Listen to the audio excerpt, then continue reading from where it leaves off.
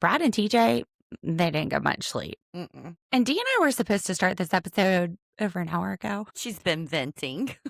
But also, we started talking about how we're not getting sleep either. No. What are you doing? I've tried several different things to try and sleep, but the other day I went to sleep thinking about shit that happened 20 years ago, and I can't get it out of my head. And I'm like, Dee, I'm not even thinking about stuff 20 years ago. Last night, I didn't get much sleep because I was up thinking about astral projection, listening to YouTube videos to try to figure out what it meant. And then I started getting into thoughts like, are humans stuck on this planet in a loop of reincarnation and it's like a jail for us? Oh my gosh, this is why I'm drinking Mountain Dew Zero on a Friday. This is why you're At not... least, I mean, I wish I was TJ and Bradley not getting sleep because I was getting some. Yeah. Me too, actually, yeah. I could use some. Was that like Southern Hospitality Season 4, Episode 6? There's some ruckus going on the river. Let's watch. Remote reality, yeah, that's the key. Unlocking stories wild and free. With a host, side by side. Channel surfers, let's ride. Happy Friday, Channel Surfers. For anybody that's new here, I'm Lauren, your friend and attorney host who loves to overanalyze everything, including our favorite reality TV shows, which also includes Southern Hospitality, which takes place right back in my backyard here in Charleston. Mm-hmm. Yeah. And I'm Dee, her paralegal and smartass sidekick and co-host. And I have a feeling that the 10 to 20 of you watching or listening on Apple Podcast or Spotify probably know who we are already, and we are just so happy that you're here.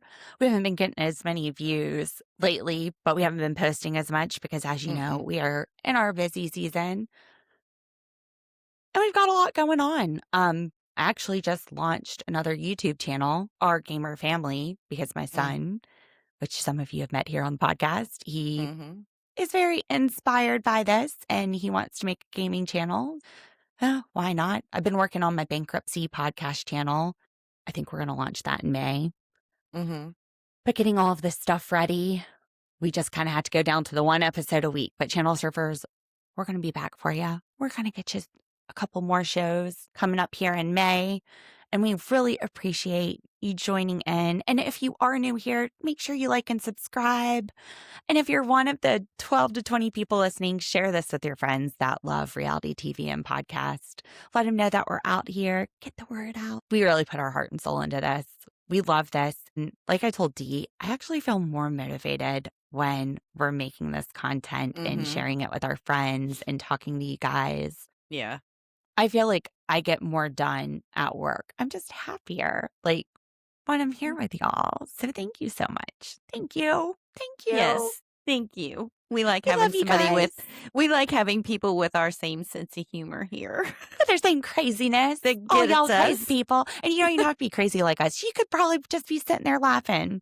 But we like making you laugh and smile and cry. Ooh, I And we hope have we're not making anybody 260. cry. We have 260 subscribers now because yesterday I went over to my friend Will's house and I got on his YouTube and I made him subscribe to our channel and like our videos. Actually, he We got didn't an do it. even I did. number now. I subscribed on his YouTube. Surprise, Will. If you're getting this notification, I also hit that notification bell. We're here. All right. Southern Hospitality. We are back at the Edisto River, which, yes, I did talk to Will about this. I let him watch our last episode. He's like, yeah, no, Edisto is not the same thing as the Edisto River. He agrees. He agrees. Yes. And I don't and I noticed in this episode they are referring to it as the river now. It's not As the river. Yeah. He was actually my roommate that I had when I found my dogs I talked about last episode. Me and Liz's roommate. Anyway, so he 100% agrees. He also was like, you can rent the music farm out?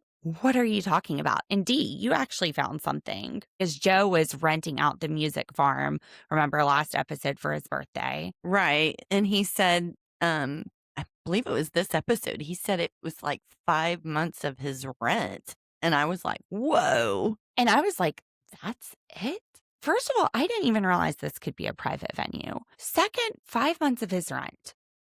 that studio, I think it's more than $2,000 a month. Mm-hmm. But let's say 2 to 3,000 range. That's probably where it is. It's appears to be downtown. Extremely expensive to live downtown.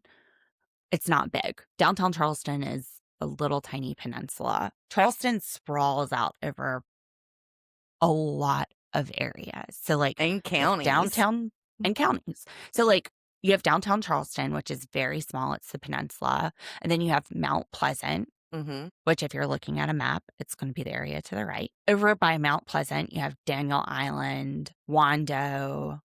To the left, you have the Ashley River that comes down that side of the peninsula. So you have West Ashley, west of the Ashley River. Above that, and kind of a big part above that, is North Charleston. So you have some areas that are like right east of the Ashley River. You have some areas that are right north of the peninsula. And then you have Somerville. And then even further out, Latson, Goose Creek. Monk's Corner. Which, it's like the Charleston area, you're like 20 minutes from downtown. But as housing prices have gone up, a lot of people are moving out to the farther areas. So it's still like 25-minute drive downtown. But even those areas, that's kind of like the greater Charleston area. So downtown, though, you're going to be spending $2,000 to $3,000 for a studio. Go out to Goose Creek. I mean, you're still probably looking at $1,000 for a studio. I don't even know if you can find anything for $1,000. Trying to think, we run a lot of budgets. The only things that we see under $1,000 are where people rent rooms. Yeah, or they're living with a roommate, have a roommate, and But even splitting that, everything. we don't see much under $1,000. I mean, I'm saying under $1,000. Oh yeah. Some of them even It's when just they're renting rooms. Yeah, you're right. It's like Yeah. well, my cousin used to rent a room down there. It was $1,000, and that was in Somerville. Going back to this bankruptcy attorney nerd alert here.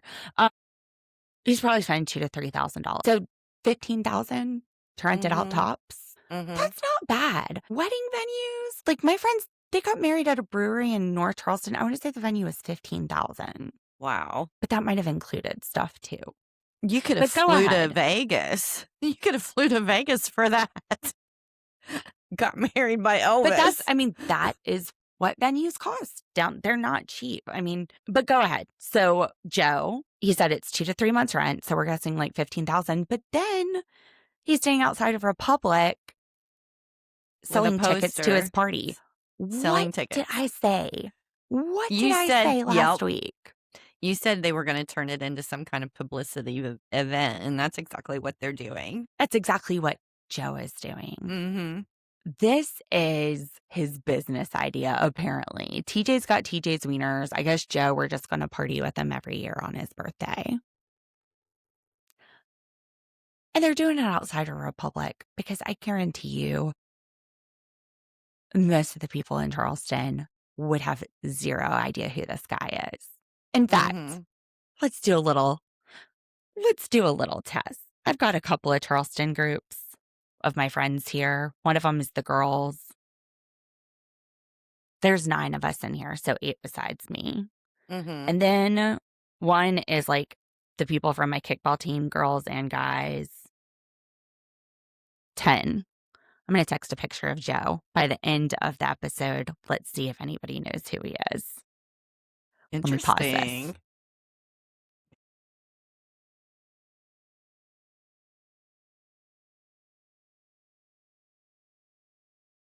Okay, I actually sent this to 3 groups because my Monopoly Go group,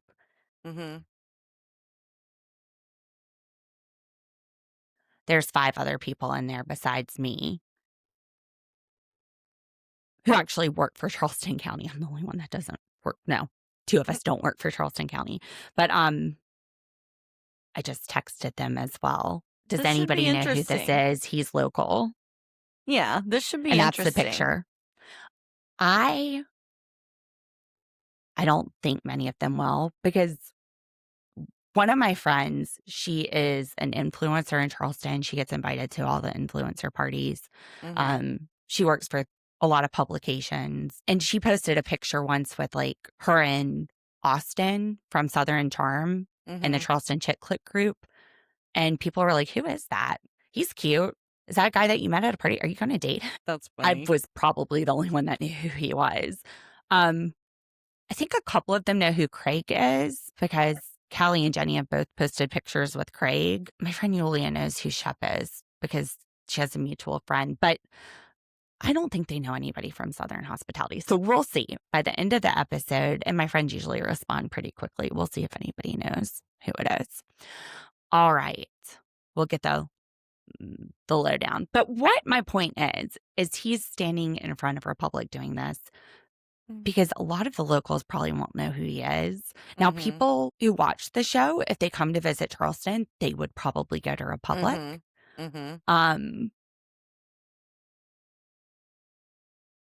I think he has to market it in front of Republic. Makes sense. Just my thoughts. Anyway, we're back at the river. I've never heard of marketing a birthday party. That's the only thing I was saying. It'll be interesting to see how this turns out. I wonder if Bravo had to hire extras to go to his party. That would be funny. I wouldn't be surprised, though. And I do hire extras for, well, that was like my friends did extra on Righteous Gemstone. My ex was an extra on a few of the Army Wives when they filmed those here. I used to You can love see that him. show, Army He was like a Wives. military police officer, and there's a scene with him like pulling somebody out of a party. Wow. That was a good show. I missed that show. Back to the river. Yes. ADHD. It's worse when I've got so much going on and we're just like, we're You know- juggling a big transition with the law firm. Well, I've had my office in West Ashley for a while now and we never use it. We've just gone virtual, especially since COVID. Dee, you've always been virtual. Because you're up near Myrtle Beach. I would drive a couple of times down either to pick up stuff you drive. and things like that. Yeah, you drive like once a week or stuff, but what's the point? Yeah, I know. It's great to see you. I know. I like the drive. There's a lot of things to see, so I never get bored with the drive. But I'm excited to do virtual because that really we're going to be able to cover the whole state. Virtual. They don't want to come and park their car in a bankruptcy attorney, but with the podcast that we're doing, people are going to get to know us that way, and they're already not coming into the office. I mean, 6 times in the last 6 years, I've used my office 5 times, maybe 5 times tops. I wouldn't even say 5. I was thinking more like 3. It's a mail drop. And the like 3 people that had to go to my office, I don't even think they hired me. It was free consult. Yeah. So I'm not driving an hour each way for that. Anyway, I digress. We're working on that. I'm trying to figure out school stuff with my kid, trying to get his birthday party ready, going through all these new medical diagnoses, the ADHD, the diabetes for him. My dog, he was having issues walking, but he just got this shot of Librela about 3 weeks ago. It's working great. But he's like had some tummy issues lately because I think of the pain meds. Y'all, it's just been a lot. So my mind is all over the place. And I probably wouldn't go on this tangent, but I think that the 20 people listening, I mean, first of all, we've got a small group anyway. But like with the Sister Wives, we had some that had like 1,000 views. Those people, they don't give a crap about us. They don't want to hear our stuff. They just wanted to hear I about feel like Sister you guys Wives. are our friends. You guys are the ride and dies. We also are doing like upgrades. So like Dee's getting one of these fancy chairs. We're getting some new camera equipment, especially since we're going to be virtual with the law firm. We want to make everything look great and seamless. But I digress. Let's go back to this nasty ass river. So everybody is showering. They're going to wait for everyone to shower. I'm sitting there thinking, I wonder how many of my friends would shower. Most of us would be real drunk and just go home and pass out. Wake up and shower the next day. Yeah, I don't know too many drunk people that shower before going to bed. I don't they're- even know what they're doing doing. good. Like, they're cooking, right? They're cooking Bradley is cooking. Yeah, so they're evidently getting ready for a dinner. I think it's the Hoedown one. It's where they're going to be dressing up in their little theme, their cowboy themes or country themes or whatever it is. I do love a theme party. I do too. Sometimes. I don't know. It just depends if I'm in my, okay, I'm excited or I don't really give a fuck mood. We've thrown some good themes. But yeah, that's just one of the things that made they're like, well, we gotta wait for everyone to shower. Not really. I mean, it's hot too. You guys could just literally go outside with the hose and some soap and That's essentially like what a beach shower is. I do have to shower after being at the beach, especially if I get in the ocean water, because it will break me out if it sits on my skin too long. Well, like at our family's beach house, the shower, it's like right beside the garden hose, and it's like in its own little area outside, but it's not like a full on shower. Yeah. Well, It's if got I hot go water, but yeah, if I go from the ocean and the beach to the pool, I'm usually good. But if not, I've got to shower well, even the with salt water pools, off. there's the little showers outside, and even Mhm. at the beach, there's the little showers at some of the beaches where you just shower when you leave, and Yeah. it's just like this spigot almost outside. Mhm. So we don't have to be fancy, but I guess they're on camera on Mhm. Southern Hospitality, so we gotta get fancy with it. Joe's got to spend a few hours gelling his hair.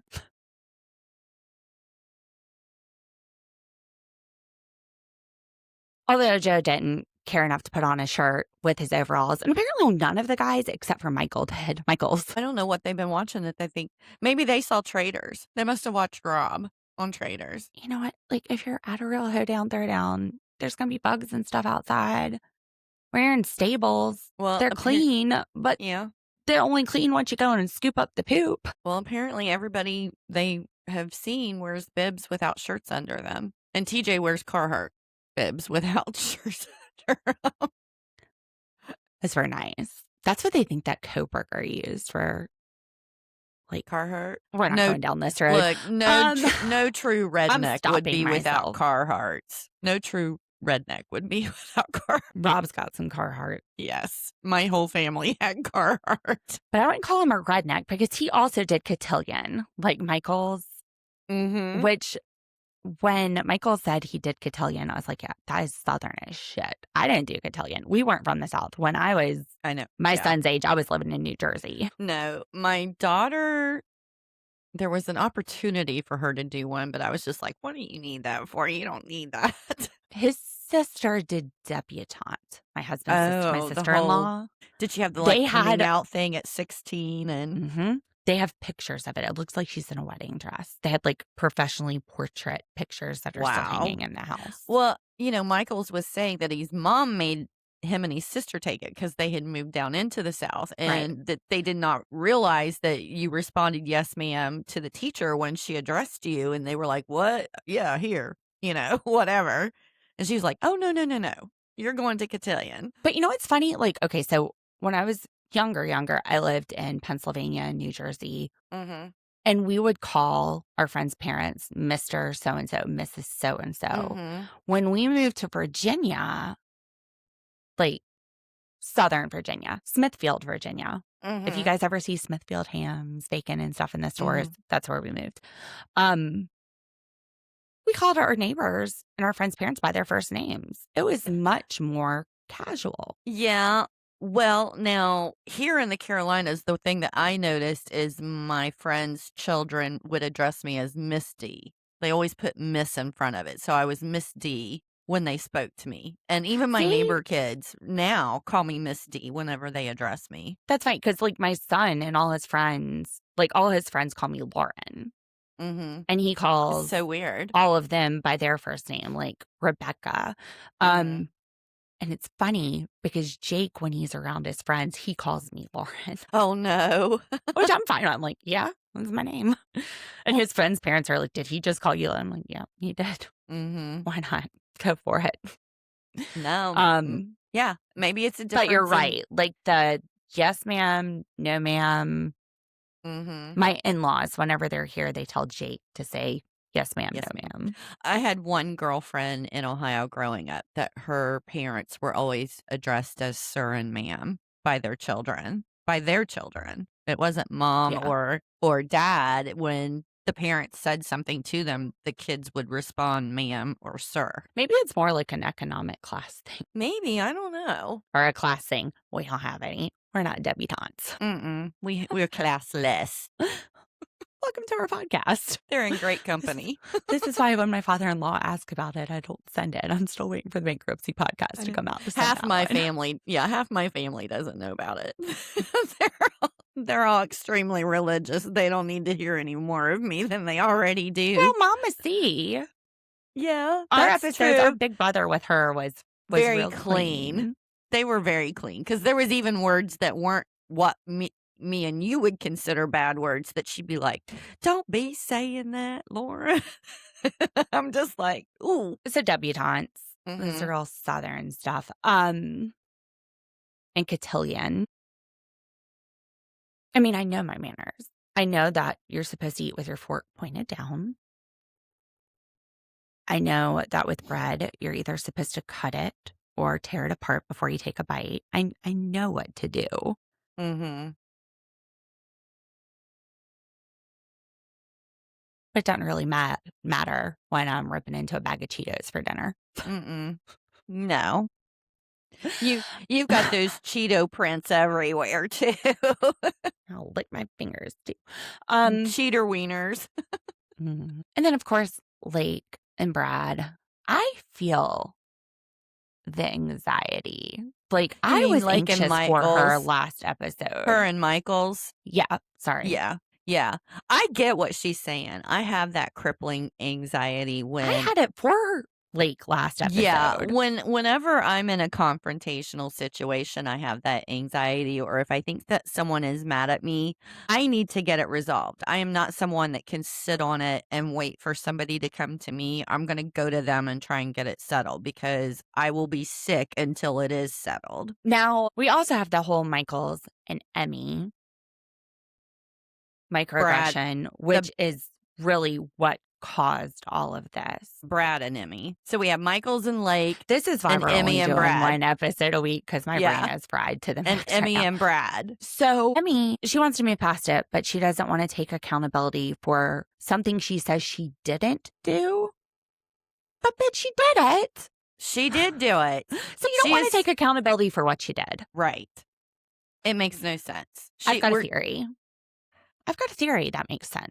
What's Look, your I'm a theory? lawyer. You always look at the facts and try to make sense of them. Okay, let's hear it. She doesn't usually drink, and she was shooting tequila. I don't think she remembers she said it. The apology? She doesn't drink. I bet that tequila knocked her on her ass, and she doesn't remember what she said at that party. Yeah, but I don't think she remembers. She hasn't seen this season back at this point. I think she drank tequila and forgot.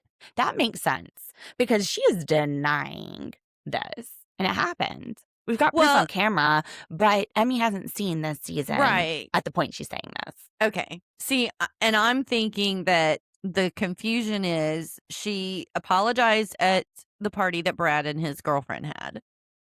And then she went and told Justin that she only said it because she didn't want Brad to ruin her life. And then because she doesn't think she did it. Right. And then but she did. Yeah. And then that got back to Brad. And then it got back to her that Brad knew that she said that. I mean, it's just been this ongoing. Right. But I believe that Emmy doesn't remember saying it because she was drinking tequila. Saying the apology or what she said to Justin? She was scared of Brad. Oh, well, that's supposed She doesn't remember it like that because, well, wait a minute. No, she was sober when that happened. Yeah, because that was when him and TJ overheard her in the hotel room saying that. Well, never mind. Maybe her apology was just because she was drunk. And everybody, all the channel surfers are like, Lauren, what's your excuse? Well, I mean, she's old and tired. Right. I mean, she's been saying on camera for the last, what? We're on episode 5. I mean, it's been every single episode.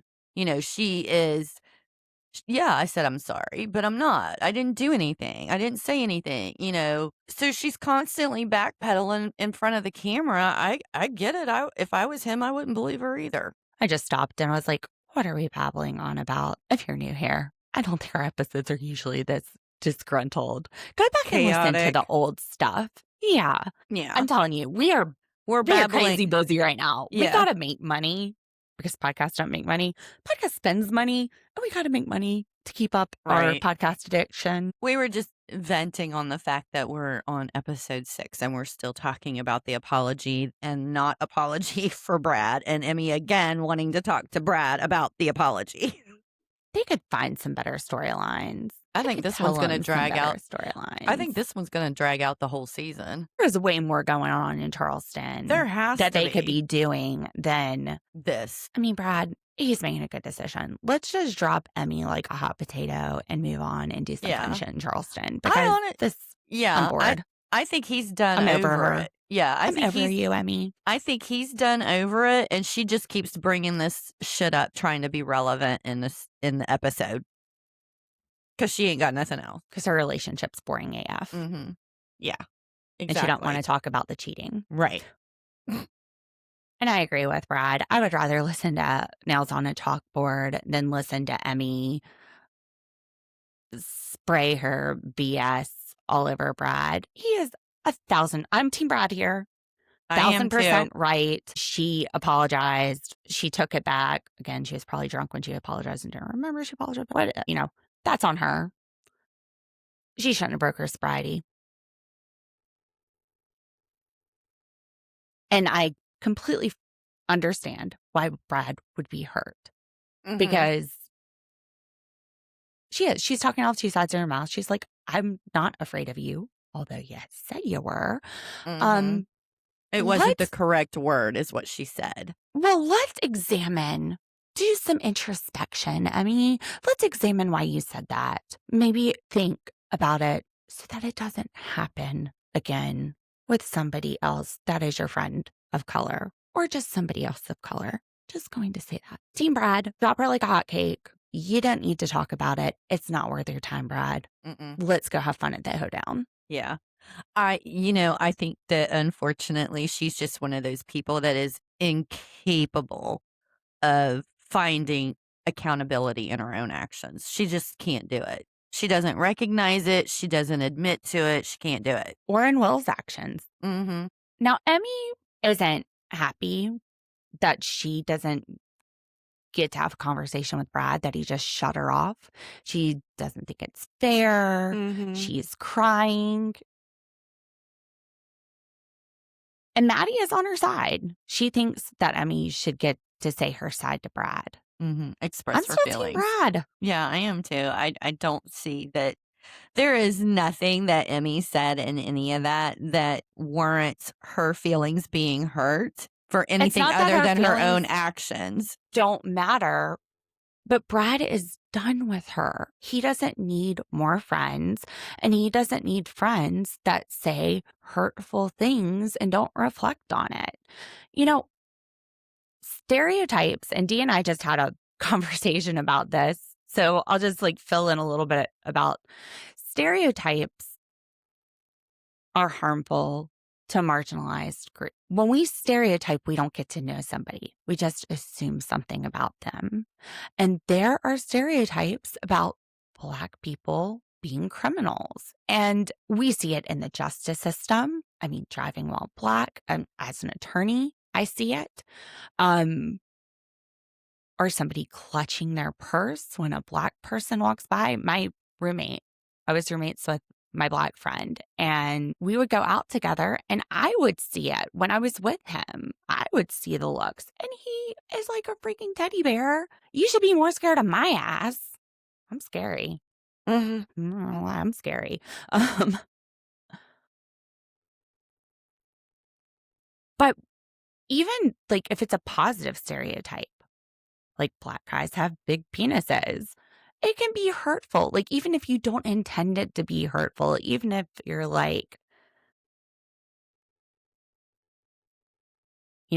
oh, he's Black, he must have a big penis. Well, what if you open up his pants and he doesn't? Then you're hurt by the stereotype. So you don't get to know somebody if you're assuming things about them from the beginning. So when Emmy said that Brad was scary, even though she admittedly has no reason to be scared of Brad, I don't think she meant it in a racist way or hurtful way, but it kind of elicits that whole criminal stereotype that Brad has to deal with.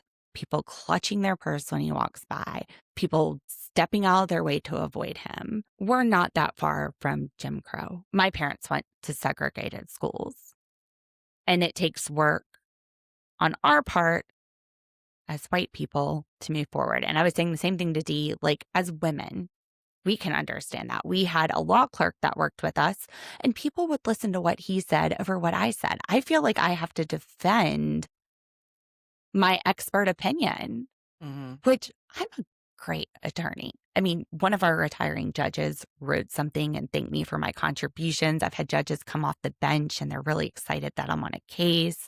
I'm really knowledgeable. Even in attorney groups, I'm always giving advice to other attorneys about my area of practice and other areas of practice.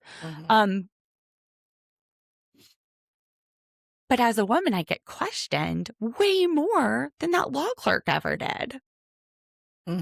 Yeah.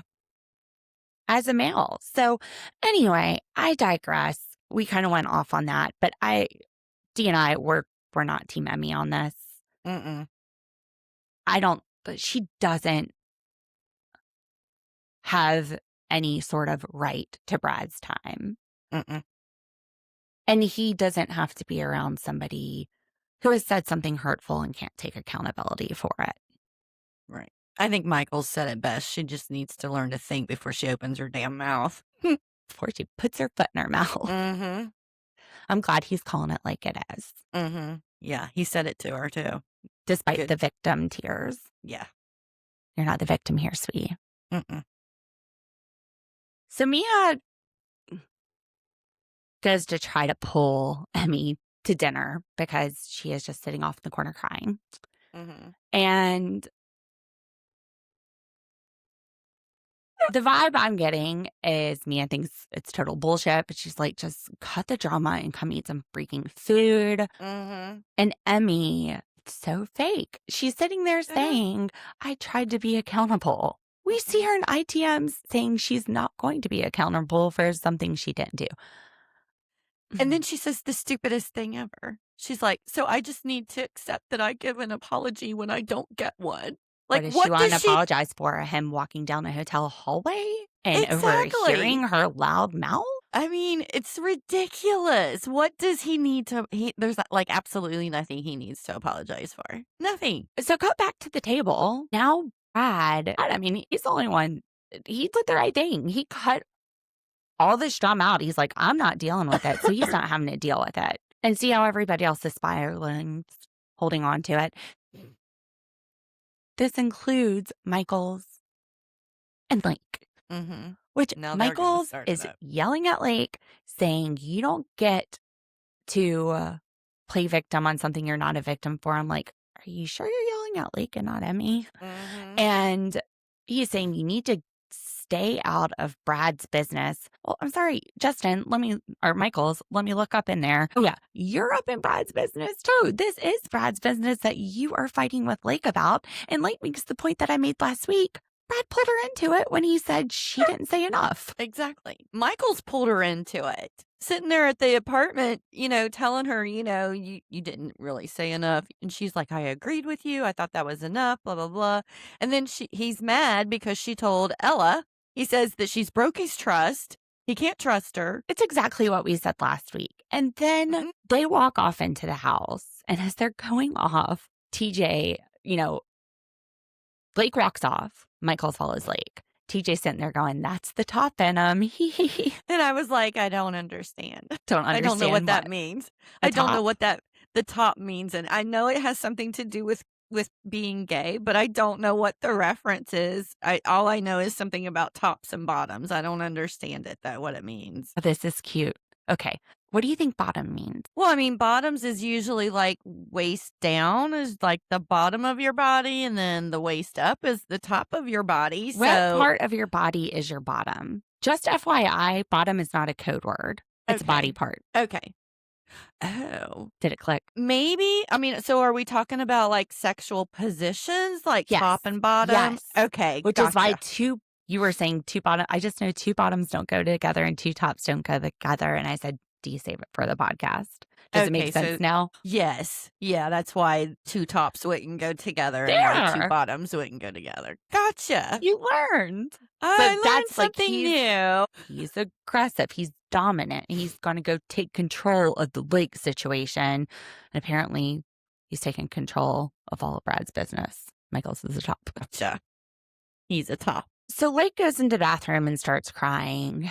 And Michols goes outside, back to the picnic table, and he's saying on the way out, he doesn't have a super close relationship with his family. So his friends are like his family. I feel that way about my Charleston friends too. Mm-hmm. Even Easter, like, our friends got together on Easter and did a brunch. Mm-hmm. I spend holidays with them. They're like family. So I get it. And it hurts Michael's even more that he's had this falling out with Lake. He's telling us. And Lake's just falling apart in the bathroom. And Emmy comes in to comfort her. Mm-hmm. Read the room, Emmy.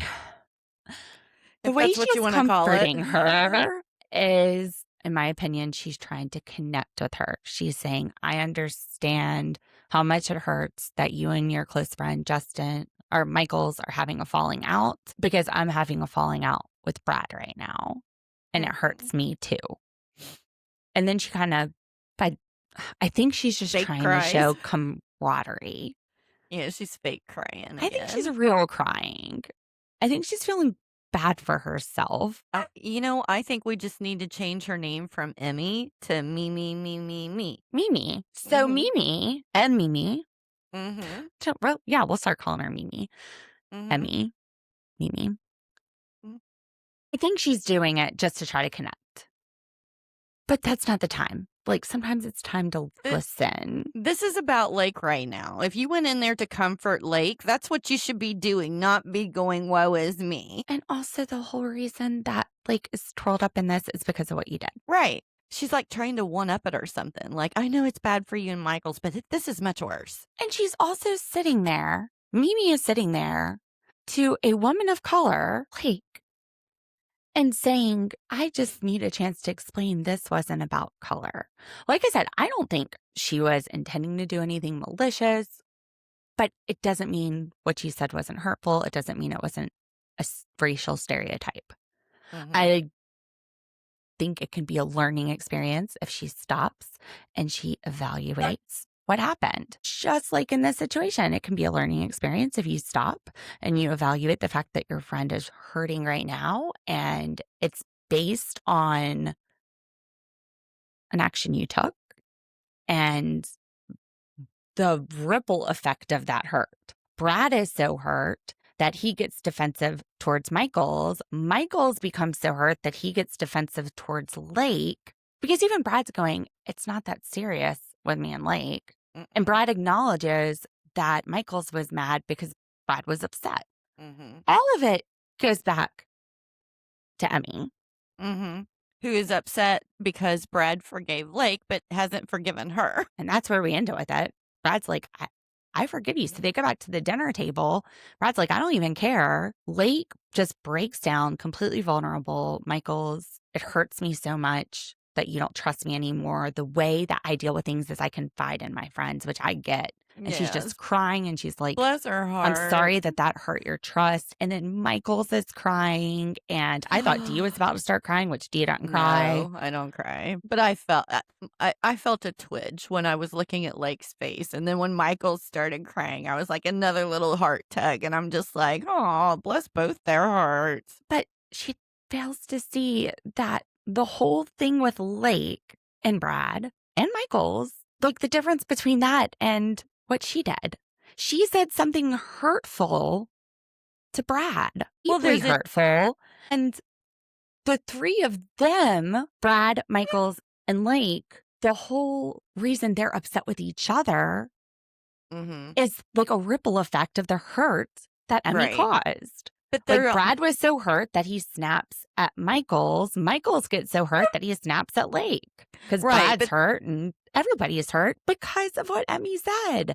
And Emmy's not taking the time to self-reflect. She wants to go explain why what she said wasn't racist. And she's saying this to a person of color who is probably just rolling her eyes like, you don't understand what Brad has to go through as a Black man and a stereotype that makes people fear him, and the extra steps in life he has to deal with every day, the microaggressions, and how his close friend, saying that to him cuts deep. Well, yeah, she doesn't because get you that. should know him. But that's the reason why she's not recognizing why they're all working this out, because there's actual genuine feelings and apologies involved in what their communications with each other that she's lacking in her apology. Let me tell you what Mimi's feeling. She's feeling like she's going to look like the bad guy. And that's the only thing she's worried about. And the good guy in this would take a step back, think about why my friends of color are so deeply hurt, all of them, over this, and do some self-reflection. And admit that was wrong. That wasn't my intent. And don't do it. Work on that. Do the work. Instead, she's just trying to dodge accountability while saying she's taking accountability. It's all very confusing, Mimi. Very. So after the heart-to-heart, Michols and Lake hug it out. They can't imagine each other and not in each other's lives, not in any universe, not in any astral plane. No. And then we see them cooking up some drunk food. Brad jokes we're going to Waffle House because they're making burgers at night. And if we're going to Waffle House, we're getting over easy eggs and toast. And some pecan waffles. I'm Don't gonna get get burgers at Waffle House. I'm gonna get the whole breakfast. I'm gonna go for the waffle, the bacon, the eggs, the hash browns, everything. There is nothing like 2 a.m. drunk Waffle House. It hits. No. It hits. It slaps. Justin and Mia are sitting out by the fire in some Adirondack chairs. And TJ and Michols come up to the screen and they're like, kiss, kiss, kiss. And then we could see TJ's butt. I think this is the second time this season. Yeah, because he turns around and moves them. Yeah, nice ass, TJ. Then they're like, if you kiss, we'll kiss. Which, what are y'all thinking? They're sharing a room. They've kissed before. That's just, you're about to kiss each other. They just make Justin excuses. and Mia, because you know TJ and Michols aren't going to turn that opportunity down. You might as well just kiss each other. We don't all have to kiss for you to kiss. But they go for it. Michael and TJ, of course. Going to Waffle House, drunk Waffle House, have some burgers, have some sex. Let's go for it. And then Justin and Mia kiss, and then they keep kissing. And somebody goes, where's Molly? Molly is pulling a Lauren. Molly is snoring in bed, which is so funny. Like, my birthday party this year, 11 o'clock at night, I'm in bed. My friends are still downstairs drinking Prosecco. But I'm like, it's okay, guys. Let yourselves out. Yeah. I'll just get to bed early. So I call DJ, go to bed.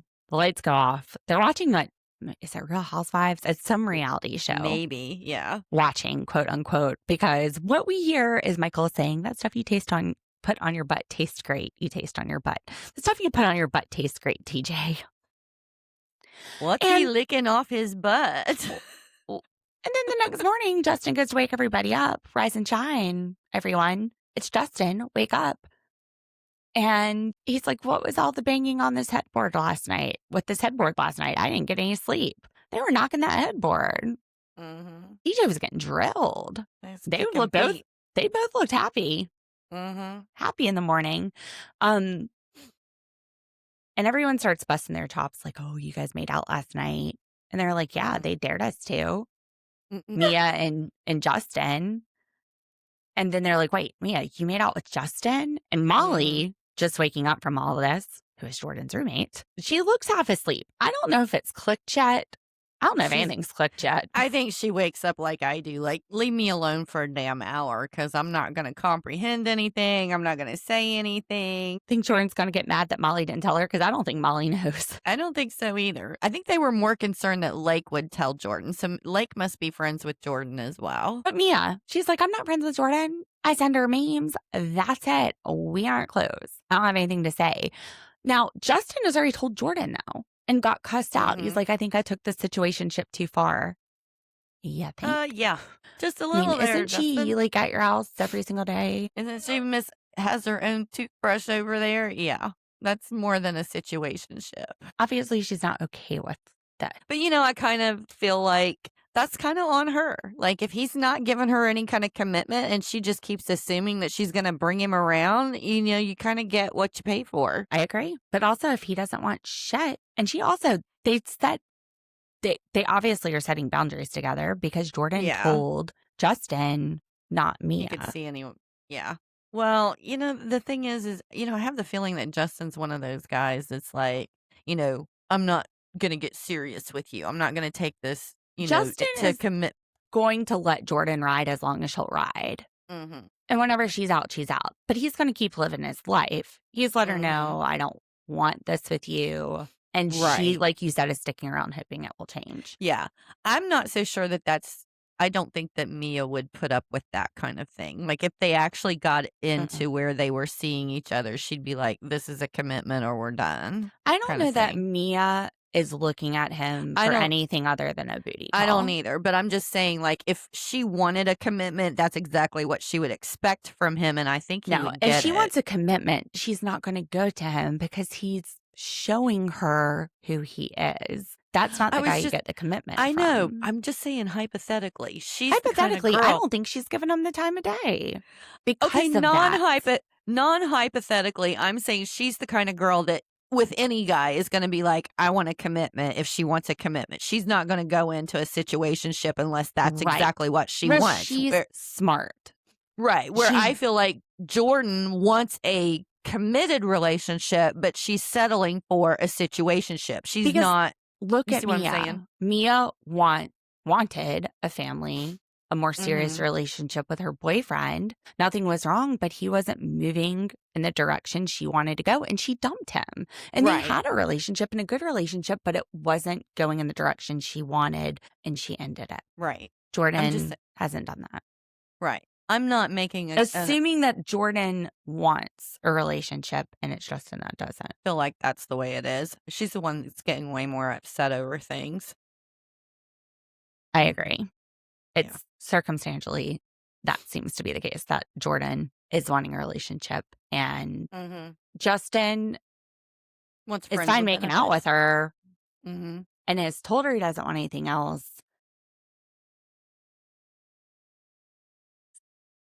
Even if he told her no, I don't know that she would leave.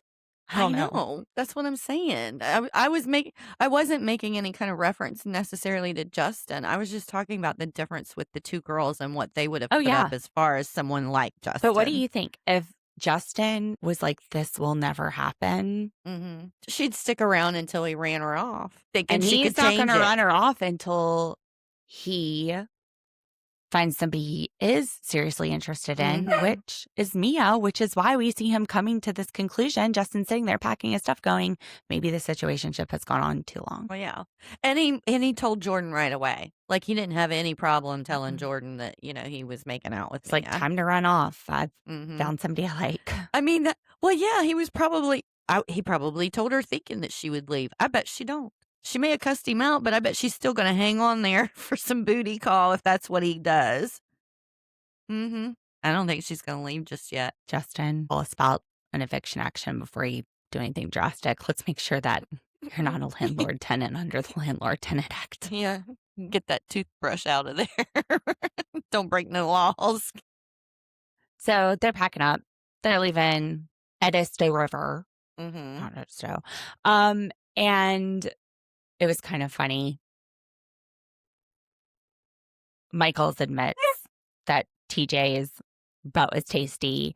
And Leah's sitting in the ITM. She's like, two beautiful guys exploring each other's bodies. I don't have a problem with it. Come explore mine too. Just kidding. You're not kidding. I feel you on that. And then Justin's like, I'm never kissing Michols again. So after he tossed TJ's salad. Joe, we see him we talked about this a little bit. We see him at the music hall and he's saying, okay, I could comp 100 tickets so my best friends don't have to pay to get in and then sell like 400. And the guy's like, even 500. So the venue will hold up to 600 people. And then we see him taking the pictures with Maddie to advertise. And we talked about the 3-month rent. Where we didn't talk about Maddie, he tells Maddie that he had a conversation with Leva and he wants to propose and move forward with Maddie, but he wants to be a business partner, so he has the money for it. And he has the money. He has the money for his birthday party. Mm-hmm. Anyway, I guess you're not going to sell tickets to a wedding now. But he tells Maddie that Leva said it's because he's following her around on tour. And Maddie gets defensive. She's like, you've done everything at this restaurant. Like, you've managed, you've bartended, you've been a hostess. Host. That's not the point, though. How, and she's like, for 5 years, how many years have Leva and her husband worked to make the money to fund these businesses? How much are they working to keep them operating, to get them to where they were? Right. It's a big ask. That's a big loan. I'm the more I listen to Joe, I just feel like he's somebody that wants a handout with no effort. Like, he's not showing any effort in how serious he is about being a part of that. If I was Leva, I wouldn't do it either.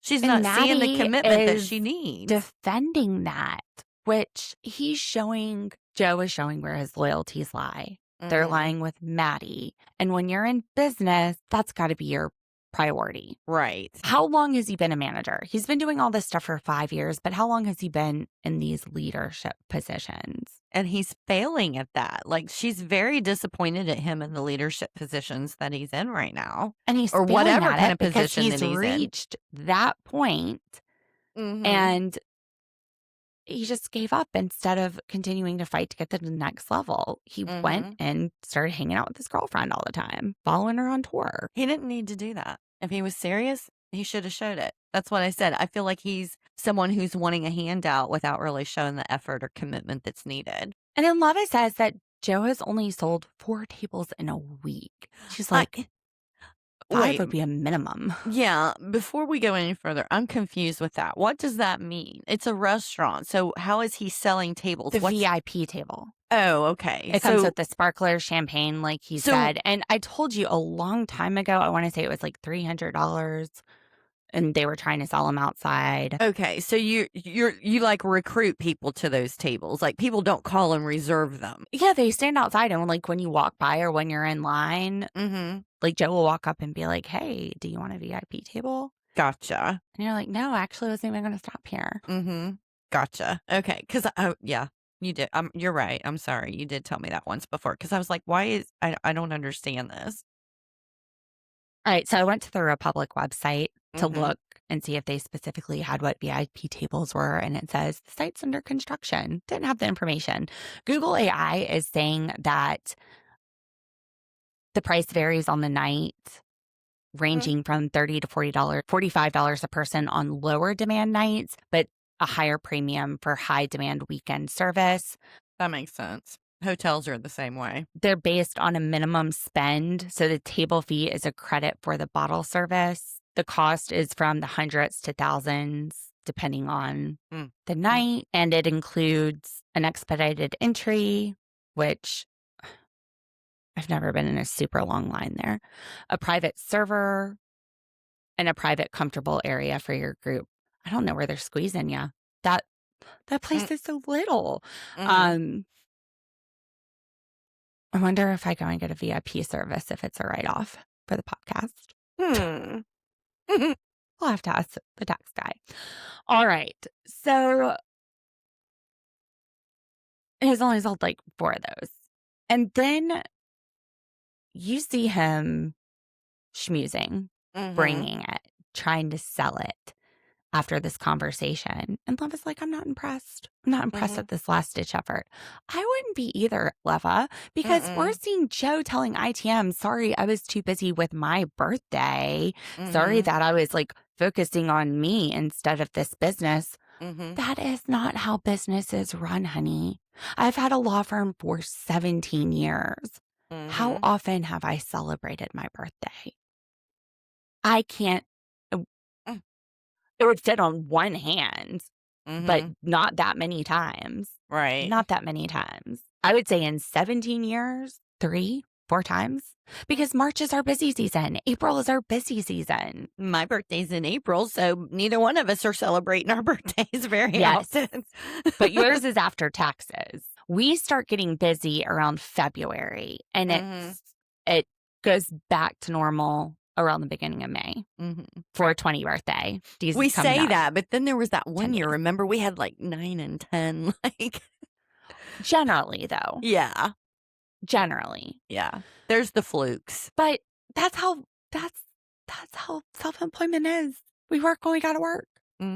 We hustle. And he's not hustling. No, I don't even know that he would be hustling right then if it wasn't for the fact that she was standing out there with him. He wouldn't. And that's why Leva's not impressed. Leva's not impressed. We should make a t-shirt. We should. Leva's not impressed. So it's raining outside, and Maddie texts somebody, and they decide to set up her DJ booth inside, which is a good call. The rain in Charleston, though, it tends to move out pretty quickly, and sometimes it can like come back, but it's extremely rare that we just have all day rain. Maybe if there's a hurricane, we would. But I guess just the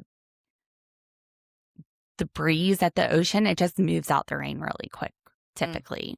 And you can see that. Like in the background, you can see it gets a little sunny at times. So, but still, good call. Everything outside's going to be wet. Joe shows up 23 minutes late. Joe, who wants a business with Leva, shows up late. Way to show your responsibility and committed. Now, look, downtown Charleston traffic sucks. But if you live there, you know that. Yes. You know it's going to suck. You know to make Leave accommodations for a lot that. earlier. Yes. Yes.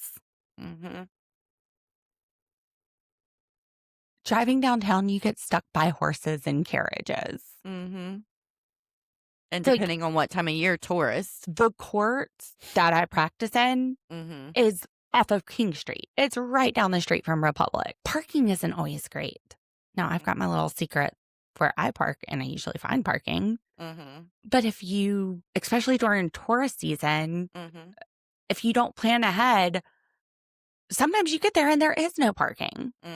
So a lot of things could have come up. But if he wants to be a business owner, he needs to be showing up early, not on time, early. He needs to be going in and talking to Leva about business things. He needs to start showing her that he's ready to jump into that owner position. And Maddie is frustrated because the night before he went out to a bar, she saw it on his tracker. And I don't think this is the first time he's gone to a bar and not told her, or told her he was working, or told her something else. I'm believing Maddie here. Yeah. Well, I mean, it's telling because she said, I never check the tracker unless I want to make sure he's not in a ditch. And that's usually not the first thing that comes to someone's mind if they say that they're at work. I mean, that's, as far as a tracker, I get where she's coming from to make sure that somebody like makes it home safe. Right. But Leva, you got to know that she has to be picking up on this. And then Joe is telling Maddie, I'm at work all the time. But Leva is saying the problem is you're never at work. And then Joe is saying, well, you don't want me to work. So you're at work all the time, but you're blaming her because she doesn't want you to work. You're already crossing your stories, Joe. And then saying, I didn't tell you that I was working. As soon as he said that, I was like, he's gaslighting her. Oh, he did what well, I shouldn't say every guy, but it really irritates me when a man and a woman get in an argument and the guy immediately is like, you're crazy. You're not, what are you thinking? You're nuts. He completely gaslighted her on the whole thing. And then he throws in the, she's crazy because she's telling him what he told her. And he's like, I never said that. You're crazy. Well, that's also a symbol with alcoholism, which Maddie would know. Right. Is that they get very defensive about their drinking and they try to change the story. She sees it. Yeah. She's also Team Leva here. And she thinks that his drinking is why he hasn't kicked his butt in gear to be an owner and why they aren't having a proposal and getting married. And it's understandably hard on her recovery. Yeah, she's definitely questioning whether or not this is what she needs in her reality. If all he's going to do is, drink, then accuse her of lying or being crazy when Look, she. and this isn't, I don't think Joe is just having a cocktail here and there. I think People there in might be an issue. recovery, they can be around other people drinking. She works at a bar. She is okay around other people having a cocktail. Right. What she's experiencing with Joe has got to be worrisome more than what we're seeing. Potentially triggering too. Absolutely triggering, but Yeah. it's not just healthy drinking styles. Right. It's not that she can't be around people that drink. She works at a bar. Right. He's Well, when I mean triggering. like what he's doing is disturbing. It's affecting his career. It's Mhm. affecting his motivation. It's starting to affect his life. His life would be different, she said, if he wasn't. He would probably drinking. already have his own business, and she knows that. So it's interfering with his life.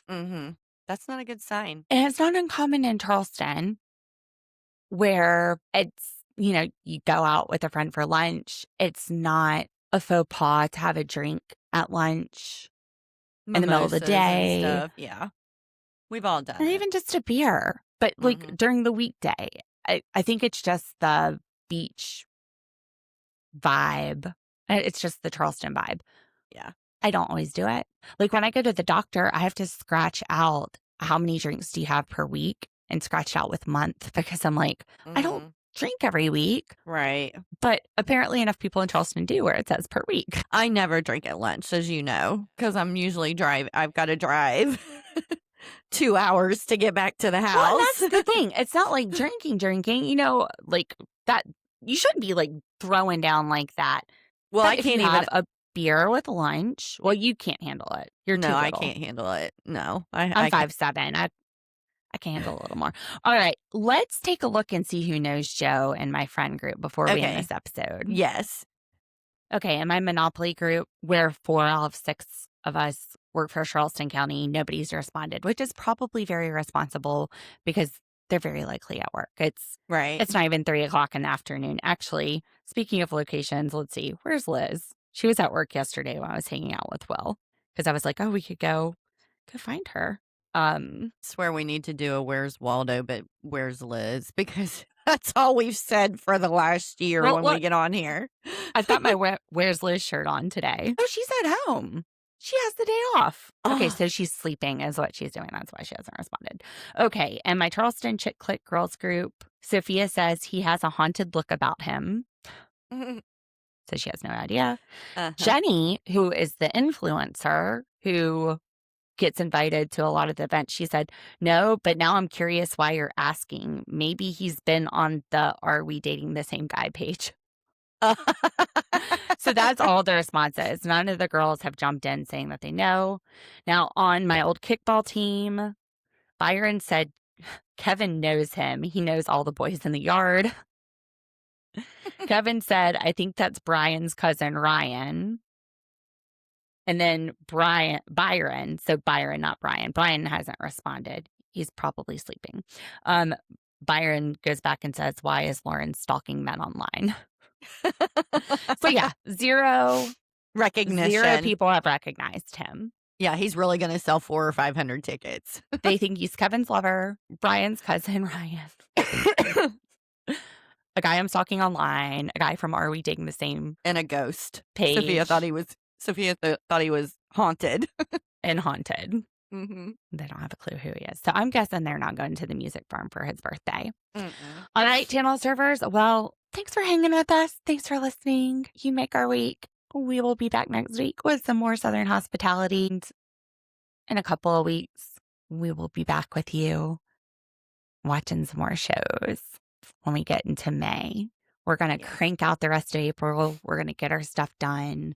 We might have half a brain if we rub the 2 of ours together. But we're going to get through it and we're going to keep going. Also, next time we come back, we'll have been doing this for a year. We might actually be a year today. I can't remember. We were busy last year when we started, so. We were busy when we started. And we actually took on less work to get it off the ground. Hold on just a minute. Let me look. Okay, no. I did the trailer on April 23rd, but this time last year we were getting theme songs ready and prepping stuff. And then the first episode dropped on 4:30 with me and Liz, which took us like 20 hours to produce. We spent so long just trying to figure this stuff out. It's all been an adventure and we've learned along the way. And we're coming up on a year. We'll have to plan something fun for the year. So it won't be next week. I think it will be the following week. We'll do a special year episode on the 30th. I should be back by then, I think. Maybe I'll see if I can get Liz. Okay. Hey, wait a minute. She's done like 3 with you. Who's Liz instead of where's Liz? So Liz, we did the first episode together, first couple, but it was always hard to track her down. And Dee's like, well, I'll do it. I was like, Dee, you've never listened to a podcast. No, you said, will you do it? And I was like, I really don't. I said, I don't want to be on camera. Huh? Well, I didn't. All right. First, we're going to go ahead and end this episode. Yeah. Dee's about to start complaining about being on camera while also complaining that I said I would ask for Liz back. Love you, You're Dee. crazy. I'm just going to gaslight you. You're crazy. You don't know what you're talking about. And I'm going to brad you. So that's it for this episode. We're ignoring everything Dee says. You guys have a great weekend. Bye, Channel Surfers. Let's ride.